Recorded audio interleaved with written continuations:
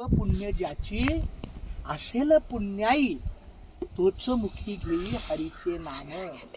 तुमच्या संचितामध्ये होतं, प्रारब्धात होतं वारकरी शिक्षण घेणं, म्हणून तुम्ही आला. माझ्या मुलांचं, आता माझी मुलगी डॉक्टर झाली, चांगली शिकली, पण वारकरी शिक्षण तिने अजून नाही घेतलं. म्हणजे तुम्ही किती भाग्यवान आहात की नाही बाळांनो. ए बाळा, तू भाग्यवान आहेस की नाही.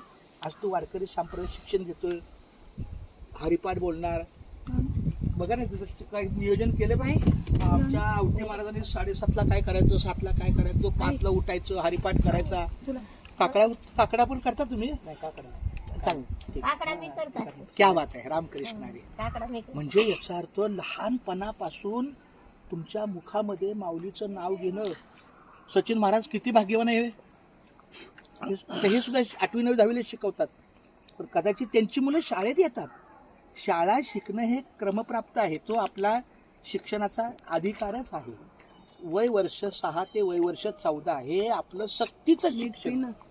पण तुम्ही सक्तीच्या शिक्षणाबरोबर भक्तीचं शिक्षण घेतात. सक्तीच्या शिक्षणाबरोबर भक्तीचं शिक्षण घेतात, ते फार मोठं आहे. भावी विना मुक्ती आणि बळे विना शक्ती. बोलू नये. तुम्ही किती भाग्यवान आहात खरोखर. त्यामुळं आळंदीसारख्या शहरामध्ये, माऊलीच्या देवाच्या आळंदीच्या ह्या पुण्यनगरीमध्ये, अलंकापुरी यामध्ये तुमचं विद्यार्थी अवस्थेत शिक्षण काय सांगता येते. उद्यातला तुमचाच कोणतरी राष्ट्रपती होऊ शकतो, पंतप्रधान होऊ शकतो, उत्तम नागरिक होऊ. म्हणून सगळ्यात पहिलं उत्तम नागरिक होणं महत्त्वाचं आहे.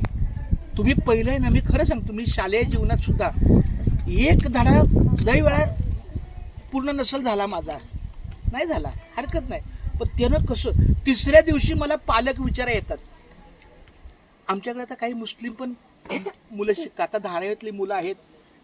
मराठी माणूस बाहेर पडला काही नोकऱ्यामुळं किंवा व्यवसायामुळं काय, आणि इतर भाषिक मुलं आली, म्हणजे हिंदी मीडियम आली, हिंदी मुलं आली, दुबे आली, त्रिवेदी आली, आणि मुस्लिम पण आली. तर माझ्या शाळेमध्ये 60% मुस्लिम मुलं आहेत, पण ते रामकृष्णारी बोलतात. माझे आळंदीचे आदिनाथ महाराज आहेत, आदिनाथ महाराज गवाणकर कांबळे. त्यांना आश्चर्य वाटलं. तर ते आळंदीला आले. आमचे वडील वारले म्हणून ते 3 दिवसासाठी आले. पण ते बोले, चंद्रकांत महाराज मला तुमच्या घरी जायचं, माझं नाव हरिभक्त परायण चंद्रकांत पांडुरंग कारंडे. बोला चला महाराज. आणि शाळेत आल्याबरोबर त्या मुलांनी रामकृष्णारी, मुस्लिम मुलं सुद्धा, चांगली गोष्ट आहे. आता हे मी रामकृष्णारी बोलतात, पण तुम्ही मात्र किती छान दिवसामध्ये भगवंताचं नाम घेत, शिक्षण घेत, रामकृष्णारी म्हणत, अध्यात्माचं शिक्षण घेत, फार मोठं तुमचं आहे. त्यामुळे तुम्हाला खूप धन्यवाद. आणि तुमच्यातला चांगला माणूस सतत तयार ठेवा. म्हणजे तुम्ही या ठिकाणी, अशा ठिकाणी आलाय तिथं तुम्हाला चांगली शिस्त लागणार. चुकीचं वर्तन करायचं नाही.